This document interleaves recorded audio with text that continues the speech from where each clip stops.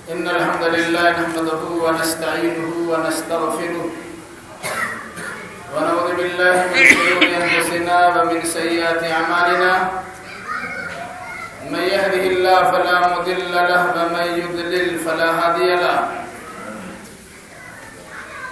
وأشهد أن لا إله إلا الله وحده لا شريك له وأشهد أن محمدا عبده ورسوله يا أيها الذين آمنوا اتقوا الله حق تقاته ولا تموتن إلا وأنتم مسلمون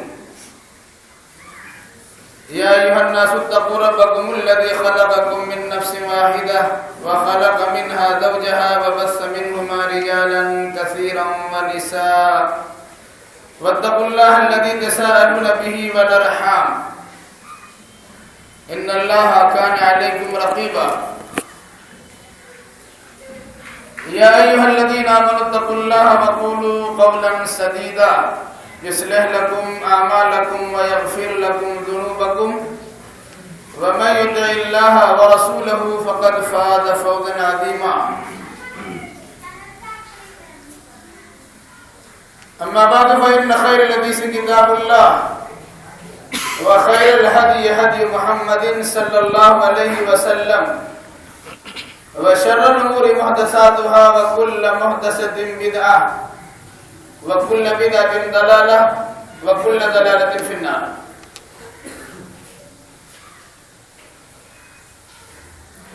أعوذ بالله السميع العليم من الشيطان الرجيم. بسم الله الرحمن الرحيم. وإن يكاد الذين كفروا ليزلقونك بأبصارهم لما سمعوا الذكر ويقولون إنه لمجنون وما هو إلا ذكر للعالمين. سبحانك لا علم لنا إلا ما علمتنا إنك أنت العليم الحكيم. رب اشرح لي صدري ويسر لي أمري واحلل عقدة من لساني يفقهوا قولي رب زدني علما.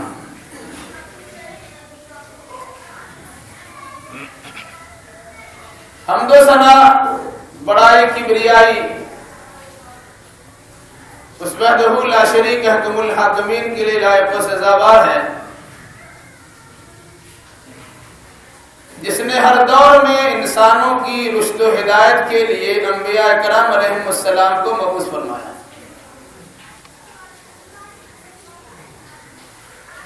درود و سلام نازل ہو جملہ انبیاء کرام علیہم السلام پر، خصوصاً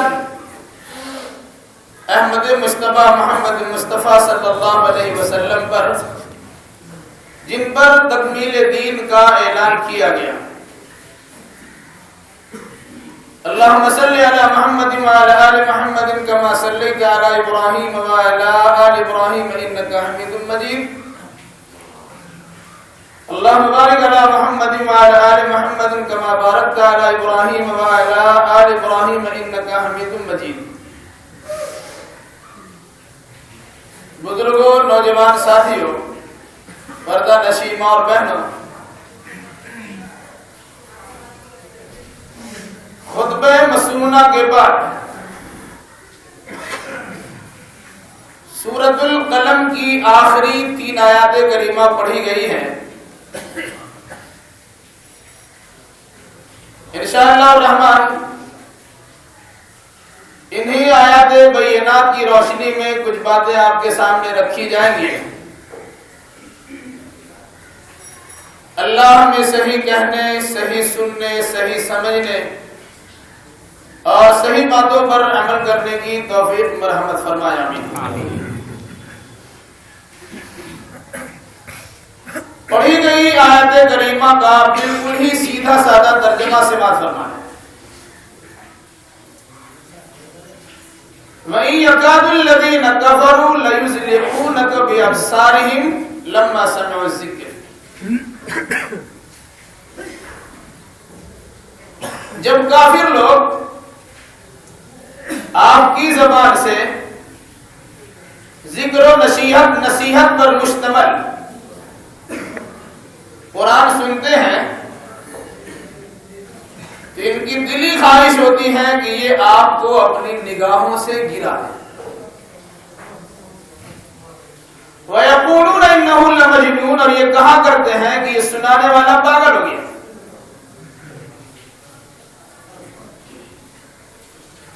حالانکہ جس ذکر سے بھری یا نصیحت سے پر کتاب کی تلاوت کی جاتی ہے یہ تو دنیا والوں کے لیے سراپا نصیحت ہے.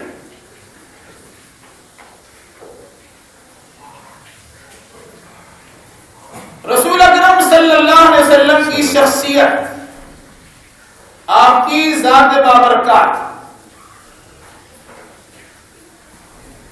ہر ایک اعتبار سے بے عیب تھی.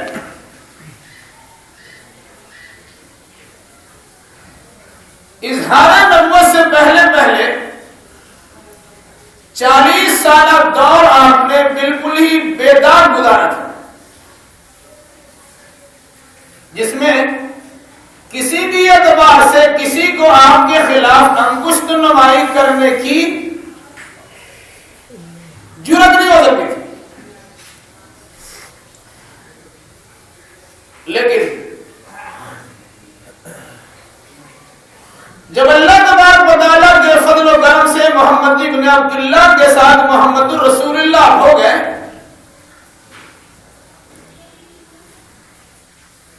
تو آپ نے اللہ کے پیغام کو اللہ کے بندوں تک پہنچانے کی بھرپور کوشش کی. نتیجتاً جو لوگ کل آپ کے گرویدہ تھے آپ کو صادق الامین کہا کرتے تھے، آپ کو سچا اور امانتدار تصور کرتے تھے، وہی لوگ آپ کے مخالف ہوتے.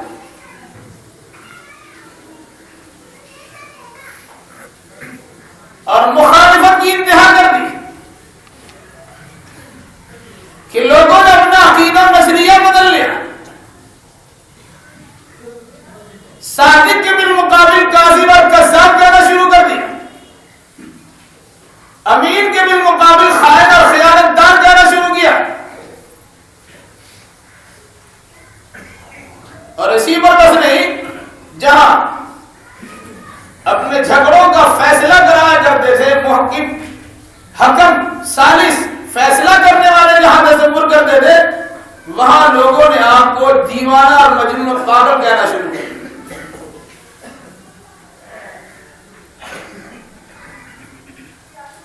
پھر اس کے بعد رسول اکرم صلی اللہ علیہ وسلم کی زبردست مخالفت بھی کی گئی. مقصود آپ کی بات کو کسی طریقے سے روک دیا جائے. آج بھی کتاب و سنت کی خالص تعلیمات کی دعوت کے راستے میں بے شمار رکاوٹیں آتی. آخر ان رکاوٹوں کا مقابلہ کس طرح کیا جا سکتا ہے؟ یقیناً رسول اکرم صلی اللہ علیہ وسلم کی حیات طیبہ میں اور آپ کی زندگی میں ہمارے لیے بہترین نمونہ موجود ہے.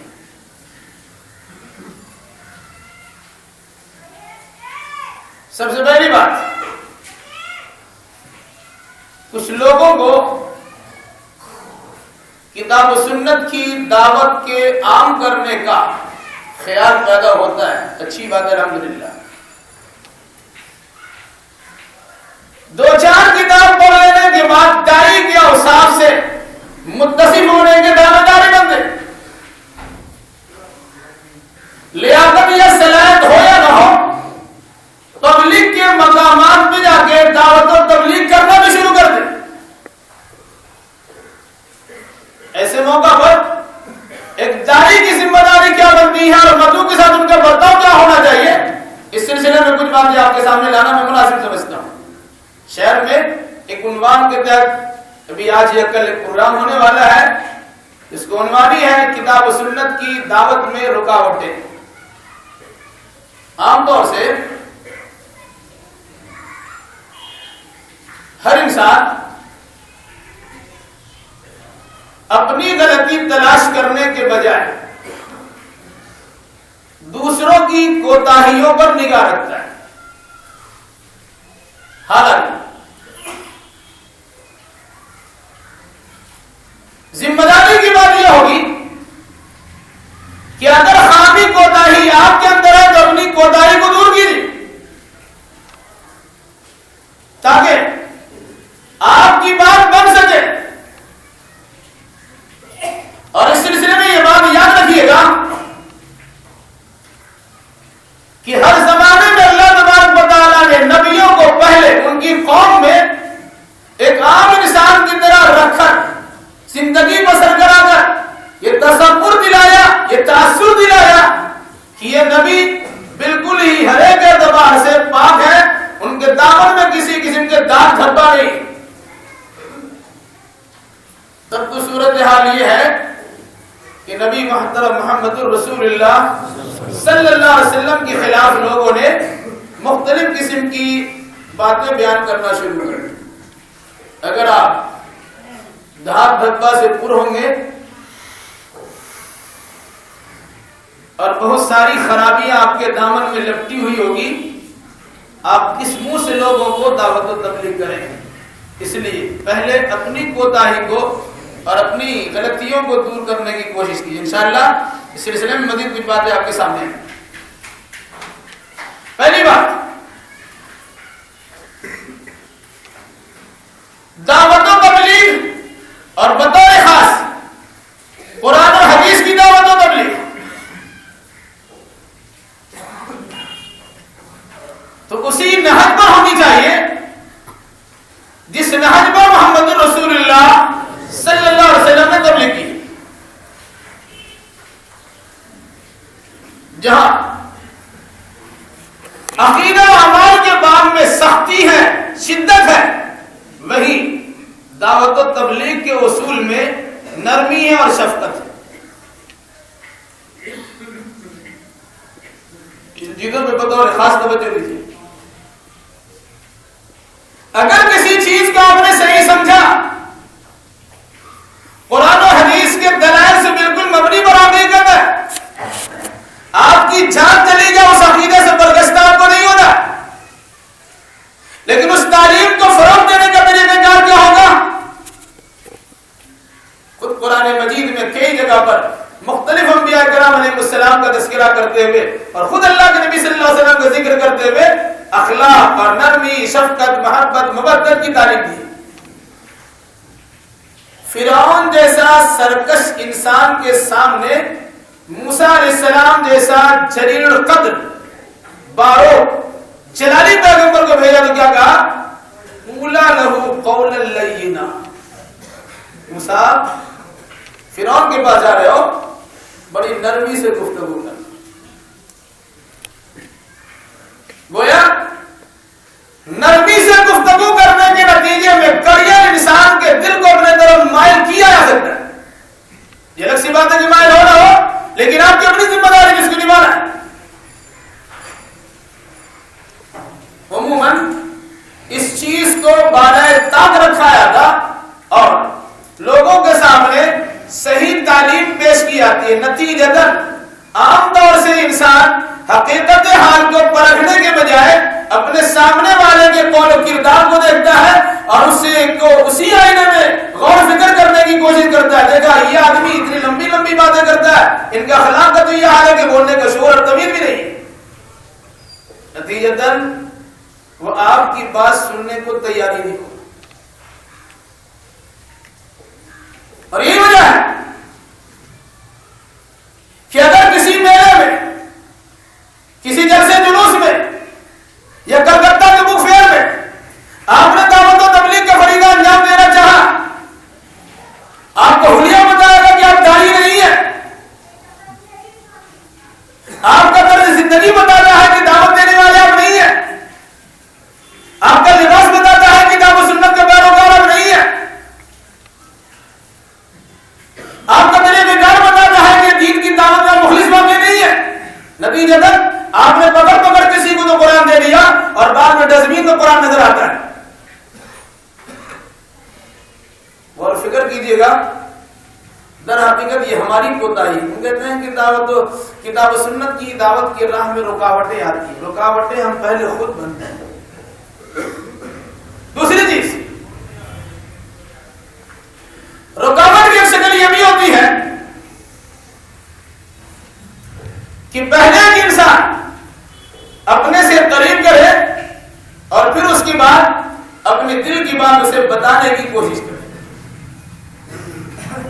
آدمی ابھی آپ سے قریب ہی نہیں ہوا کہ آپ نے گولے بارود کی شکل میں کفر شرک کا فتویٰ بانٹنا شروع کر دیا، نتیجتاً وہ آپ سے دور ہوں گے اور کبھی آپ کی بات سننے کو تیار نہیں۔ آپ کسی شہر میں یہ واقعہ سنا کہ اللہ نے سمجھ کی توفیق دے، اگر ایک آدمی مسجد میں جمعہ کے دن نمازیوں کے گردن کو پھلانگتا ہوا آگے آتا ہے تو حدیث کی روشنی میں وہ انسان جہنم میں آتا، اس میں کوئی شک نہیں۔ بعد میں آئے تو پیچھے بیٹھیے، آگے بڑھنے کی یاد نہیں ہے، اللہ کی جگہ آپ کو آسانی سے مل جائے۔ لیکن اس حدیث پر عمل کرنے کا وہ طریقہ ہرگز نہیں ہے کہ اگر کوئی آدمی مسجد میں چھلانگ کے چلا آیا تو اس کو مسجد سے باہر کر دیجیے۔ ایسا بھی ہوا ہے، وہ انسان وہ غریب بیچارہ پہلی بار آپ کی مسجد میں آتا، کتاب و سنت کی دعوت کو سننے کے لیے آتا، آپ کے اخلاق سے متاثر ہونے کے لیے آتا، آپ کی دعوت سے اور تبلیغ سے فیضیاب ہونے کے لیے آتا، لیکن آپ نے اسے اٹھایا اور مسجد سے باہر ہی کر دیا۔ وہ کبھی ہمت کرے گا آپ کی مسجد میں آنے کی؟ یہ ہے دعوت و تبلیغ کا انداز۔ اور اس کے بعد کہتے ہیں کہ بڑی رکاوٹیں ہو رہی ہیں۔ عموماً اس شہر کلکتہ میں قرآن و حدیث کی دعوت الحمدللہ عام کرنے والے بہت سارے لوگ ہیں، کرتے بھی ہیں اپنے اپنے انداز میں، لیکن جب زمام کسی کے ہاتھ میں چلا گیا، باغ ڈور ایرے غیر نتھو خیرے کے ہاتھ میں چلا گیا، تو یہ لوگ دعوت و تبلیغ تو کم کرتے ہیں، نمائشی حرکات و سکنا زیادہ کرتے ہیں۔ پڑھا لکھا طبقہ جو واقعی کتاب و سنت سے قریب ہونا چاہتا ہے، ان کے رویے سے، ان کے اخلاق سے، ان کے طرز عمل سے، ان کے سلوک سے کنارہ کشی اختیار کرتے ہیں۔ نتیجتاً جب اچھے لوگ آپ کے سپورٹ کے لیے تیار نہیں ہوں گے تو کسی جگہ آپ کا پروگرام ہوگا تو پتھر کی بارش ہوگی، کہیں پروگرام کرانا چاہیں گے رکاوٹ ہوگی، کہیں کتاب و سنت کی دعوت دینا چاہیں گے موانی پیدا کر دی جائے گی۔ تو جو غلطیاں اپنی ہیں عام طور سے ان غلطیوں کے ازالے کی کوشش تو نہیں ہوتی، البتہ اس کا تذکرہ ہوتا ہے کہ کتاب و سنت کی دعوت میں رکاوٹیں کیا کیا ہیں۔ آپ کو تو مان کے چلنا پڑے گا کہ اللہ کے نبی محمد رسول اللہ صلی اللہ علیہ وسلم سے زیادہ بااخلاق انسان دنیا میں نہ پیدا ہوا اور نہ ہوگا، اس کے باوجود ان کے ساتھ جو رکاوٹیں کی گئی ہے الامان والحفیظ، تو اگر آپ اس اخلاق سے متاثر نہیں ہے یا اخلاق فاضلہ سے متصف نہیں ہے اور لوگوں کے سامنے پیغام لے کے آئیں گے تو یہ منہ اور مسور کی دال والا معاملہ ہو جائے گا۔ اس لیے غور و فکر کے ساتھ اس حقیقت کو سمجھنے کی کوشش کیجئے کہ جس طرح رسول اکرم صلی اللہ علیہ وسلم کے زمانے میں آپ کی دعوت کو ناکام بنانے کی کوشش کی گئی، یقیناً اگر آج بھی کوئی انسان آپ کی خالص تعلیمات کو عمل میں لا کر لوگوں تک پہنچانے کا ارادہ رکھیں گے تو اسی طریقے سے آپ کی بھی مخالفت کی جائے گی۔ مخالفت سے کوئی بچاوا نہیں ہے، لیکن داعی کے اندر یہ تحمس ہونا چاہیے، یہ تحمل ہونا چاہیے، یہ قوت برداشت ہونی چاہیے کہ 950 سال تک نوح علیہ السلام نے لوگوں کو تبلیغ کی ہے اور اس کے باوجود بھی تبلیغ کے راستے جھاڑے نہیں ہیں۔ ہمارا معاملہ کیا ایک دو بار کسی کو سمجھا دے تو یا چھوڑو سنتا ہوں نہیں کیا کرے تبلیغ، یہ مزاج رکھیں گے اس کا مطلب ہے کہ دین کی تبلیغ میں آپ مخلص نہیں ہیں۔ اگر واقعی مخلص ہیں تو گالیاں بھی سننا پڑے گی، مار بھی کھانا پڑے گا، بدن بھی لہولان کرنا پڑے گا، پتھروں کی بارش بھی ہو سکتی ہے، اونٹ کی اونجھلی بھی آپ کی گردن میں رکھی جا سکتی ہے، عین موقع پر نماز کے وقت سے آپ کو دور کیا جا سکتا ہے، راستے میں کانٹے بھی ڈالے جا سکتے ہیں، پریشانیوں کا سامنا بھی کرنا پڑ سکتا ہے، مخالفتوں کے طوفان سے نمٹنا پڑ سکتا ہے۔ یہ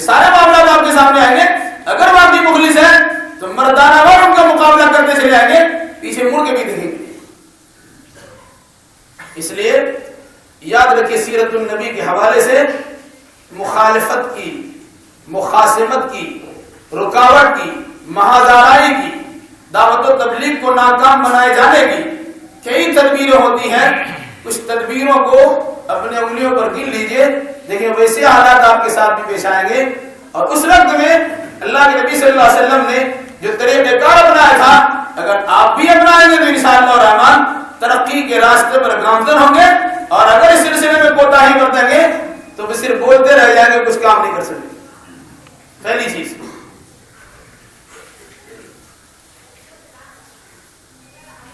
لوگوں کی کوشش یہ ہوتی ہے کہ اگر کوئی انسان کسی انسان کے قریب جا رہا ہے تو اس انسان کی شبیہ لوگوں کے سامنے بگاڑ دی جائے. تم جس کی بات سننے جا رہے ہو نا وہ تو داغدار ہے، ان کے دامن میں فلا فلا لوگوں کے دھبے لگے ہوئے،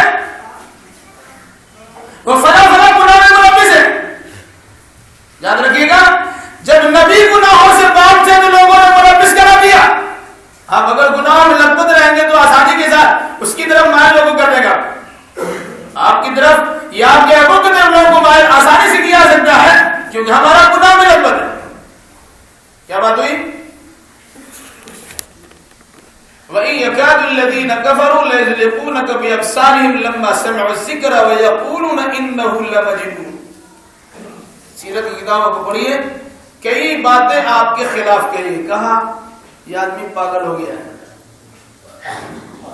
دیکھ لیجیے، آپ دین کی باتیں کیجیے گا تو دنیاوی اعتبار سے اگر تعلیم کے اعلیٰ منازل کو حاصل کر لیا، ان کے دینداری نام میں کوئی چیز نہیں ہوتی، وہ دین کو بھی دنیاوی اعتبار سے لے کے کہیں پاگل ہو گیا، ہمیشہ نماز روزہ کی بات کرتا ہے. اگر اصول کی پابندی کی بات کیجیے، کتاب و سنت کی بات دستی کی بات کیجیے، قرآن حدیث کی تعلیم کے پرچار کی بات کیجیے، دین کی تعلیمات کو لوگوں تک پہنچانے کی بات کیجیے، نہج رسول اور منہج کتاب اللہ کے مطابق عمل کرنے کی صلاح دیجیے، تو کہیں گے یہ دفعہ اسی باتیں کرتے ہیں، بالکل پاگل ہو گیا ہے. ترقی کے دور میں سنے گا اخبار کون اس کو گیان کی منہی بدل گئی ہے، نئے زمانے نام ہم کو پرانی باتیں سنا رہے. رکھیں پرانی بات اپنے پاس اور اس کے بعد کہیں گے یہ پاگل ہو کے بعد اس کے بعد مادہ نام کوئی چیز ہی نہیں ہے، دنیا تو کہ چاند ستاروں سے بھی آگے اور ہم بیٹھے مسلح پہ دعا مانگ رہے ہیں. تو سب سے پہلی بات کیا ہوتی ہے؟ میں اس کی بات نہ سننا پاگل ہے. کیا اس کی بات نہ سننا یہ جادوگر ہے، اس کی بات نہ سننا یہ جھوٹا ہے، اس کی بات نہ سننا یہ شاعر ہے. شاعروں کی بربراہٹ کا کیا اعتبار، وقتا کچھ ہے کرتا کچھ ہے. اس طریقے سے داعی کو سب سے پہلے مدعو کے سامنے، دعوت دینے والے کو ان لوگوں کے سامنے جنہیں دعوت دی جاتی ہے، داعی کو بدنام کرنے کی کوشش کی جاتی ہے کہ بھائی ان کی بات نہ سننا، یہ پاگل ہو گیا ہے، دیوانہ ہو گیا، مجنون ہو گیا ہے، یہ شاعر ہے، یہ کاہن ہے، یہ جوتش ہے، یہ فلاں ہے. لگا جب آپ کے ساتھ ایسا برتاؤ ہوا تو جو انسان بھی اس بات کو لے کر اٹھے گا اس کے ساتھ بھی ایسا قیامت تک برتاؤ کیا جاتا رہے گا. دیکھ لیجیے، اگر کسی کی بات سے روکنا چاہے تو چھوٹے پیمانے پر ہو یا بڑے پیمانے پر، انداز بدل جاتا ہے، طریقے کار بدل جاتے ہیں. اگر کوئی اسلامی اس کی اسکالر، اگر جو ان کے ساتھ بھول ہوتی ہے، غلطی ہوتی ہے، لیکن اگر وہ اللہ اس کے رسول کے پیغام کی دعوت و تبلیغ کے لیے انٹرنیشنل پیمانے پر کوئی کام کرتا ہے، کہتے یہ تو امریکہ کا ایجنٹ ہے. نتیجہ کار کیا ہوگا؟ بھائی اس آدمی کی شبیہ بگڑتی، اس کی بات سننا نہیں. ایک طریقہ کار یہ بھی. علاوہ اس کے اگر کوئی انسان بات کرتا ہے تو اس کے بارے میں تو جھوٹا انسان بولتا کچھ کرتا کچھ. اب دیکھ لیجیے آپ عام مقرر کے بارے میں اور بڑے بڑے مقرر کے بارے میں جس سے لوگوں کو برگشتہ کرنے کا ارادہ ہوتا ہے، وہ اسی انداز کی جملے استعمال کرتے ہیں. خود اللہ کے نبی صلی اللہ علیہ وسلم کے بارے میں کیا کہا؟ یہ انسان جو دعویٰ کرتا ہے کہ ان کے پاس اللہ کی جانب سے نصیحت سے پر کتاب آ رہی ہے، انک لمجنون، تو پاگل ہو گیا ہے. کیا اللہ کے نبی صلی اللہ علیہ وسلم پاگل ہے؟ قرآن و حدیث کی خالص تعلیمات آج بھی پیش کریں گے تو دنیاوی اعتبار سے ترقی کے منازل طے کرنے والے انسان آپ کو کہیں گے یہ پاگل ہو گیا. پہلی بات شخصیت کو بدنام کیا جائے. دوسری بات اگر کوئی بات ان کے سامنے بیان کریں گے آپ تو آپ کی بات میں کیل کانٹا نکالنے کی کوشش, آپ کی بات کو توڑ موڑ کر پیش کرنے کی کوشش, آپ کے ساتھ غلط باتیں منسوخ کرنے کی کوشش. جیسے کہا قرآن مجید کے بارے میں, خود اللہ کے نبی صلی اللہ علیہ وسلم کی ذات اور شخصیت کے بارے میں, اساطیر الاولین اکتتبها فهي تملى عليه بكرة واصیلا. یہ قرآن کے پہلوں کی کہانیاں ہیں. اکتتبها اسے انہوں نے خود لکھ لیا یا لکھوا لیا. فهي تملى عليه بكرة واصیلا, اور یہ صبح شام ان کے سامنے پڑھ پڑھ کے سنایا جاتا ہے. مطلب کیا ہوا کہ یہ بات یعنی قرآن مقدس کی بات حقیقت پر مشتمل نہیں ہے, بلکہ بے حقیقت چیز ہے جو پہلے سے چلی جا رہی ہے. اسی کو انہوں نے بڑے یاری مکاری سے, ہوشمندی اور دانائی سے نقل کر لیا اور صبح شام پڑھ کے سنا تو لوگ سمجھتے کہ بہت بڑی بات.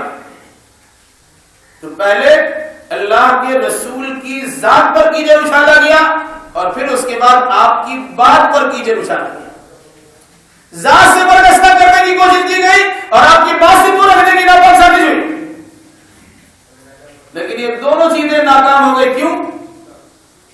کہ ہر دور میں کچھ اچھے لوگ موجود ہوتے ہیں جو پرکھ رکھتے ہیں کہ واقعی وہ پاگل ہے کہ نہیں. یہ بھی پرکھ رکھتے ہیں کہ ان کی بات کاٹ چھانٹ کے بیان نہیں کی گئی. نتیجتاً انسان تحریک کا دامن تھامتا ہے اور اس سے اپنے آپ کو بچا لیتا ہے. تو تیسری چیز کیا ہوتی ہے کہ اگر آپ کی دعوت کو روکا نہ جا سکے, آپ کو اور آپ کی بات میں غلطی نکال کر, تو بالمقابل اس کے جس انداز کی آپ کی بات لوگوں کے پاس پہنچتی ہے, جس میں نقد کا معاملہ نہیں ہوتا, ادھار کا معاملہ ہوتا, یہ اعمال کریں گے مرنے کے بعد جنت ملے گی, تو بالمقابل اس کے لوگوں کو کوئی کوشش ہوتی ہے کہ ابھی نقد سامان کے سامنے پیش کر دیا جائے. یہ تو آرام و سکون کی بات بیان ہے کہ جنت میں پرلطف زندگی گزارو گے, آرام و سکون کے ساتھ وہاں زندگی بسر کرو گے, ساری چیزوں کی سہولیات تمہارے پاس ہوگی. یہاں مختصر پروگرام کر کے وہ ساری چیزیں آپ کو فراہم کر دی جاتی ہیں. اس کے لیے ہوتا کیا ہے؟ نضر بن حارث یہ اخنس بن شریح کے بارے میں کہا جاتا ہے کہ اللہ کے نبی صلی اللہ علیہ وسلم کی دعوت کو ناکام بنانے کے لیے باہم مشورے کے ساتھ یہ کیا کہ بھائی ان کی دعوت سے تو لوگ بڑے متاثر ہو رہے ہیں, بچے بھی سن رہے ہیں, جوان بھی سن لے رہے ہیں, عورتیں تو ان کا دیوانی بندی چلی جا رہی ہے, جو کہا بالکل کتاب ان کی بات لوگ ماننے کے لیے تیار ہیں. کرنا کیا, رکاوٹ کرنے کی صورت کیا ہوگی؟ اچھا, ایک طرف اگر یہ قرآن پڑھیں, حکمت کی تعلیم دیں, تو دوسری طرف ہم رستم, اسفندیار اور اس طرح پرانے شاہوں کی کہانیاں سنائیں. اور اسی پر بس نہیں ہے, صرف کہانی سننے پر اکتفا نہیں ہے, بلکہ ساتھ ساتھ طوائف کو نچوایا جائے, باتوں کا کھیل دکھایا جائے. وَمِنَ النَّاسِ مَن يَشْتَرِي لَهْوَ الْحَدِيثِ لِيُضِلَّ عَن سَبِيلِ اللَّهِ بغیر علم. یہ لوگوں میں سے بعض ایسے بھی ہیں جو باتوں کا کھیل خریدتے ہیں تاکہ جن کے پاس علم نہیں ہے انہیں گمراہ کر دیں. آج بھی دیکھ لیجیے گا, جہاں قرآن و حدیث کی تعلیمات پھیل رہی ہوتی ہیں وہیں سے غلط چیزوں کا پرچار بھی ہوتا ہے. اور کبھی کبھی حکومت وقت کا جب سپورٹ ہوتا ہے تو غلط چیزوں کا پرچار اور بڑے دھوم دھام سے کیا جاتا ہے, جس کا آپ نے ابھی اسی ربیع الاول کے مہینے مشاہدہ کیا ہوگا. پورے شہر کو بکائے نور بنا دیا گیا اور عام طور سے لوگوں کی نگاہیں چدھیا گئی, اور اسی کے اوپر انسان یہ سوچنا شروع کر دیا کہ نبی کی آمد سے ظلمات اور شرکیات اور کفریات کی تاریکی کو چھاڑا گیا تھا, ہم اپنے گلی کوچوں کو سجا کے مزینوں پر راستہ کر دیں گے. سپورٹ بھی کی گئی, خرچے بھی دلائے گئے, چوری کی لیٹرنگ بھی کرائی گئی, اور سارے معاملے میں آنکھ بند کر کے انسان کو موقع دیا گیا اور ساری چیزیں اپنے کر لی. یاد رکھیے گا کہ حقیقت کے بالمقابل ملمح سازی کے ذریعے سے کچھ باتیں کی جاتی ہیں تو ملمح سازی کا معاملہ بہت دنوں تک رہتا نہیں ہے. تو صورت کیا ہوتی ہے؟ ادھر کتاب و سنت ہو، ادھر واقعہ اور کہانی ہو، ادھر حقیقت پر مشتمل گفتگو ہو تو ادھر تصویریں ہیں اور گانے ہیں اور سیریل ہیں اور مختلف قسم کی چیزیں. دیکھ لیجیے آپ ٹی وی کے بعض پروگرام قرآن حدیث کی تعلیمات پر مشتمل بھی ہوتے ہیں تو اس سے کہیں زیادہ اس کو روک تھام کرنے کے ساتھ ساتھ اگر روک تھام نہ کیا جائے تو اگر 1 گھنٹے کا پروگرام ادھر چلتا ہے 23 گھنٹے کا پروگرام غلطی کے چلتا رہتا ہے. اور اس طرح مزاج بنا دیا گیا ہے کہ دیندار طبقہ بھی اپنے گھر میں دینی ماحول قائم نہیں کر پاتے ہیں کہ کچھ دیر تو آپ کی موجودگی میں قرآن حدیث کی تعلیم کی سماعت بھی کر لی، اس کا دیدار بھی کر لیا. جو گھر سے آپ نکلے آپ کے گھر سے نکلنے کی تمنا ہوتی ہے، اس سے پورا جاتا بھی نہیں کہ ہم دوسرا پروگرام دیکھیں گے. نکلا نہیں کہ فوراً دوسرے چینل پر نگاہ پہنچتی ہے اور جو آپ نے سنا تھا اس کے بالمقابل دوسری تعلیمات آپ کے سامنے اور آپ کے گھر میں آنا شروع ہو جائے. یہ ہے رکاوٹ کی شکل. اور چوتھی صورت ہوتی ہے کہ اگر کوئی انسان حق بات بیان کرنے سے رکتا نہیں، تمہارا کام تم کر دو، ہمارا کام ہم کریں گے. ہماری دعوت کو ناکام کرنے کی جتنی جدت کر لو، سازشیں کر لو، کوششیں کر لو، ہم تو اپنے کام سے لگے رہے. دل برداشتہ نہیں ہو رہا. یہ انبیاء کی تعلیم ہے، ایک کتاب و سنت کے درس ہے. تو ایسے موقع پر جب انسان دیکھتا ہے جب کوئی صورت نہیں ہے، ہم دلائل و براہین کی روشنی ان کا مقابلہ نہیں کر سکتے، فطرت کی آواز کی مخالفت ہم نہیں کر سکتے، جو لوگوں کی فطرت میں ودیت کر دی گئی ہے اس کی مخاصمت نہیں کی جا سکتی ہے، تو لوگ کرتے کیا ہے؟ چلو مان لیتے ہیں کچھ لو اور کچھ دو کی کے فارمولے پر عمل ہوتا ہے، گیو اینڈ ٹیک، تھوڑا لیجیے اور تھوڑا دیجیے. ایسا کرتے ہیں، تم بھی صحیح اور ہم بھی صحیح، آپ بھی صحیح رہے ہم بھی صحیح رہے. چوچو کا مربع بنا کے پیش کر دیں دین کو، یعنی خالص تعلیمات کو مربع سازی کے ساتھ پیش کیجیے. شرکیات اور بدعیات اور کفریات اور وہم و خرافات کی جس طرح جگ کاٹنا چاہیے اس طرح کرنے کے بجائے اب بالکل اس کے ساتھ میں چاپلوسی کا تملک پسندی کا معاملہ اپنا لیجیے، بس ٹھیک ٹھاک ہو جائے. یہ صورتحال اللہ کے نبی صلی اللہ علیہ وسلم کے زمانے میں کفار و مشرکین نے کی ہے. کہا بھائی سنیے، ایک بات پہ ہم دونوں رضامندی کا اظہار کرتے ہیں، وہ صورت کیا ہے؟ 6 مہینے یا سال بھر ہمارے معبودوں کی آپ پوجا کر لیجئے، سال بھر ہم آپ کے اللہ کی عبادت کریں. بڑی اچھی بات لگی، رکاوٹ دور ہو جائے گی بات کرنے کا اور تبلیغ کرنے کا موقع مل جائے گا. لیکن قرآن نے کیا کہا؟ قل یا ایھا الکافرون لا اعبد ما تعبدون. اور یہ پوری سورہ کافرون پڑھ جائے گی جس میں دو ٹوک انداز میں اللہ کے نبی صلی اللہ علیہ وسلم سے کیا حوالہ کیا. خاندانی شرافت الگ ہے، نرمی و محبت الگ ہے، اخلاق فاضلہ بھی الگ ہے، گفتگو کرنے کا طریقہ بھی الگ ہے. لیکن اللہ کی ذات میں، صفات میں، عبادات میں، تصرفات میں، علوم اختیارات میں ذرہ برابر بھی شرکت کا معاملہ نہیں کی جائے گی. تم ہمارے اللہ کی بندگی کرو نہ کرو، اسے کا مطلب نہیں ہے میں تو تمہارے معبودوں کی پوجا نہیں کر سکتا ہوں. صورتحال کیا ہے؟ تھوڑی سی بیدارت ملتی ہے، منسٹری ملتی ہے، عہدہ ملنے کا چانس رہتا ہے تو مندروں میں جا کے بھی پوجا کرتے ہیں، گرجا میں جا کے بھی سر جھکاتے ہیں، گھنٹیاں بجاتے ہیں اور علاوہ اس کی ساری حرکتیں کر لیتے ہیں انسان، اور پھر بھی کہتا ہے مسلمان. یاد رکھیے گا اگر یہ حرکات سکنات آپ کے رہے تو نتیجہ کیا ہوگا آپ اندازہ لگا سکتے ہیں. اگر آپ واقعی اپنے آپ کو مسلمان بنا کے پیش کرتے ہیں تو ایک مسلمان کی ذمہ داری کے وہ داعی بنے، اور داعی کا کام کیا ہوتا ہے کہ حق پر وہ ثابت قدم بھی رہے اور ساتھ ساتھ تمام تر مخالفتوں کا مردانہ پیار محبت اور شفقت و رحمت کے ساتھ مقابلہ بھی کرے. انشاءاللہ الرحمن پریشانی وقتی آتی ہے، دور بھی ہو جاتی ہے. یہ چیز آپ کے سامنے تجربے کی شکل میں اللہ ہمیں اور آپ کو جملہ مسلمانوں کو نیک سمجھنے کی توفیق عطا فرمائے. اگر یہ 4 رکاوٹیں ختم ہوتی ہیں تو 5واں آخر بڑا زبردست معاملہ ہوتا ہے، اس میں اکثر و بیشتر کے کلیجے دہل جاتے ہیں. جیسا پھر تو آپ کے خلاف اتنی زبردست سازش ہوگی کہ آپ کو ہجرت کرنے پر مجبور ہونا پڑے گا. مکہ میں پیدا ہونے والا 40 سالہ انسان بے داغ زندگی گزارنے والا انسان، لوگوں کی خیر خواہی کرنے والا انسان، یتیموں کی دیکھ ریکھ کرنے والا انسان، بیواؤں کے ساتھ اچھا برتاؤ کرنے والا انسان، مجبوروں اور معذوروں کے ساتھ مدد کرنے والا انسان، الصادق الامین انسان کے ساتھ ایسا برتاؤ ہوا کہ ابھی نبوت اور رسالت کے 12 سال بھی نہیں گزرے تھے کہ 13واں سال میں آپ کو ہجرت کرنے پر مجبور کر دیا گیا اور مکہ آپ چھوڑے مدینہ چلے گئے۔ مطلب کیا ہوا؟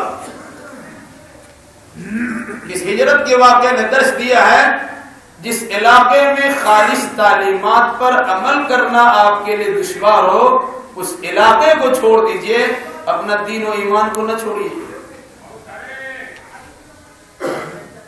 اور چھوڑنا صرف اس معنی میں نہیں ہے، بلکہ معنی یہ تھا کہ اگر اللہ کے نبی صلی اللہ علیہ وسلم خاموش عبادت کرتے، ایک اللہ کی بندگی کرتے، کسی کو کچھ نہیں کہتے تو رکاوٹ نہیں ہوتی۔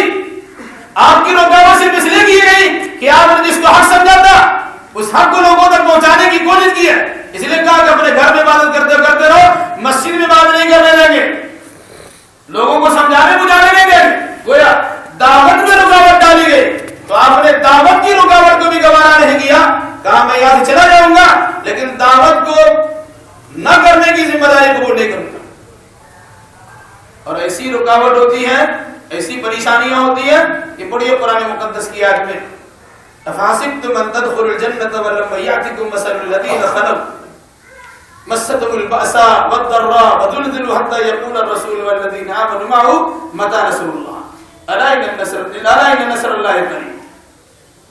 گزشتہ قوموں پر ایسی تاریخ دہرائی جا چکی ہے، اس طرح حالات کی شکنجے کس دیے گئے کہ نبی اور ان کے ماننے والے انسان کی زبان سے بے ساختہ جملہ نکل آیا متى نصر اللہ، اللہ مدد کب آئے۔ کسی نبی کی جانب سے اگر یہ جملہ نکلتا ہو تو قوت برداشت سے باہر کی بات پیدا ہوتی ہے، تب ایسا ہوتا ہے۔ آج تو آپ کے ساتھ ایسا نہیں معاملہ ہے، ایک حق بات کہیے گا وہ منہ پھلا لیتے ہیں، رشتہ خراب ہو جائے گا، تعلقات بگڑ جائیں گے، ہم سے بات نہیں کرے گا، سلام کلام کا معاملہ ہوگا، آنا جانا بند ہو جائے گا، حق بات نہیں بیان کریں۔ اگر یہ نظریہ رہے گا تو ایسے دین و ایمان آپ کو مبارک ہو، اللہ اس کے رسول کے ایسے دین و ایمان کا کوئی اعتبار نہیں ہے۔ دل میں اگر دھڑکتا ہوا، سینے میں اگر دھڑکتا ہوا دل موجود ہے تو لوگوں کی خرابی پر، ان کی بدعملی پر، ان کی کوتاہی پر، ان کے گناہوں پر اگر آپ کے دل میں دھڑکن محسوس نہ ہو، چیز محسوس نہ ہو، دقت و پریشانی محسوس نہ ہو، اس سلسلے میں آپ کے اندر یہ سوچ پیدا نہ ہو تو سمجھ لیجیے کہ آپ کا دل مر چکا ہے، اس میں زندگی نہیں پائی جاتی۔ یہی وجہ ہے کہ اللہ کے نبی صلی اللہ علیہ وسلم نے اپنی بے داغ زندگی کو اسی انداز سے گزارا ہے، ہر کل آپ نے تکلیف گوارا کی ہے لیکن دعوت و تبلیغ سے آپ نے اپنے آپ کو بچایا نہیں۔ اللہ ہمیں اور آپ کو اور جملہ مسلمانوں کو حقیقت حال کے سمجھنے سمجھانے اور اسی مناسبت سے عقیدہ اعمال بجا لانے کی توفیق مرحمت فرما۔ الہی جو ہمیں بیمار انہیں شفا کاملہ اور عاجلہ عطا فرما دے، الہی جو مفروض انہیں قرض ادا کرنے کی سہولیات فراہم کر دے، الہی جو ماخوذ کی گرفتار ان کے لیے رہائش اسباب پیدا کر دے، الہی دینی دنیاوی اعتبار جو پریشان حال کی جملہ پریشانی کو دور فرما دے، الہی جن لوگوں نے دعا کی درخواست کی تو اپنے فضل و کرم سے ان کے جائز مراد کو پوری فرما دے۔ اے اللہ جو بچے اور بچیاں امتحان کی تیاری میں دے چکے ہیں انہیں اچھے نمبرات سے کامیابی عطا فرما دے۔ الہی جب تک ہمیں زندہ رکھ کتاب اللہ اور سنت رسول اللہ پر عمل کرتے زندہ رکھ، اور جو ہمارا خاتمہ ہو انہی دونوں کی ترویج ارشاد کرتے ہمارا خاتمہ ہو۔ اقول قولی ھذا واستغفر اللہ لی ولکم ولسائر المسلمین وآخر دعوانا ان الحمد للہ رب العالمین۔